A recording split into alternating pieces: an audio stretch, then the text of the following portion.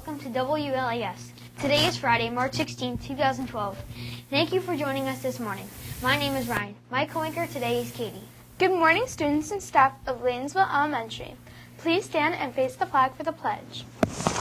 I pledge allegiance to the flag of the United States of America and to the republic for which it stands, one nation, under God, indivisible, for liberty and justice for all.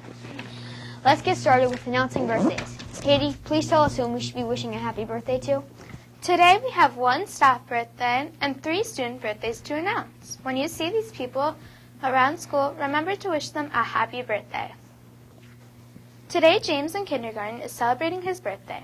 Over the weekend, Angela in 3rd grade, Jack in 2nd grade, and Mr. Asnar will be celebrating birthdays. Happy birthday, James, Angela, Jack, and Mr. Asnar. Please come to the front office for your birthday pencil.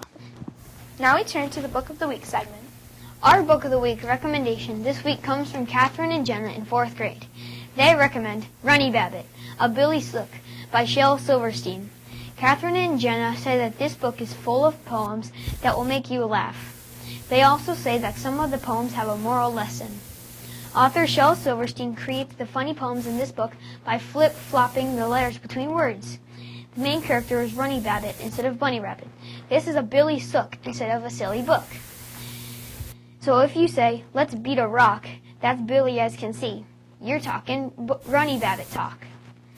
These poems are like puzzles. They require concentration to translate the silly phrases. So listen close and see if you can figure out these lines. Runny fad a hamily. Matter of fact, he had a souther and 2 bristers, a dummy and a mad. Mrs. Young is a big Shel Silverstein fan. She still has the copy of Shel Silverstein's Where the Sidewalk Ends that she received in 4th grade as a birthday gift. Catherine and Jenna are here with us today, and they will now read each one of their Mrs. Young's favorite poems from Runny Babbit. First we go to Catherine, who will read Runny Cooks for Linderella. Runny cooks for Linderella. Prince Runny went to the boil raw. Now he's a busy fella, running round with that slash glipper, cooking for Linderella. All night, all day, he tries it on every girl he meets. The only things I found, he said, are lots of fellies meat. Now we go to Jenna, who will read The Ant-Babe Problem. Runny Rabbit tut his scale, so Dr. Deuce came by. He put an ant-bait on the cut, and Runny began to bri. Dr. Deuce said, hey, that didn't dirt. I put it on Senso and Goth, said Runny. I'm thinking about the time you're going to pull it off. Look for Runny Babbit in the nonfiction section of the Media Center under 811 SIL. Thank you, Catherine and Jenna, for joining us today. Now we go to Katie for the next part of our show, the Mapping the News segment. Today in the Mapping the News, we are covering a local news piece. We will visit Baltimore, Maryland. Baltimore is the location of the American Visionary Arts Center, a museum. A headline from last week's Kids Post article on this museum reads, Museum finds art even in trash. This place is not your typical museum and will probably expand your definition of art. At this museum, you'll find a large stegosaurus made entirely of found objects. Found objects is a formal way of saying trash. You will see the intricate faces that Mark Swidler carved from plastic foam cups. Swidler began making the sculptures after he started playing with a cup at a backyard barbecue. Other remarkable items on display include a sculpture of San Francisco made with more than 100,000 toothpicks. It must be noticed that the American Visionary Art Museum has a sense of humor.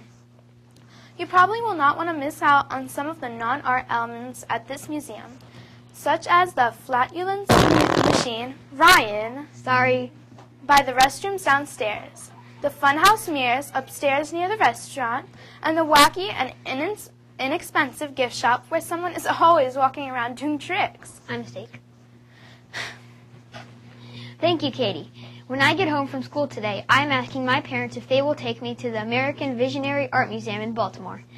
Now let's turn to our Laytonsville Elementary news, our morning announcements.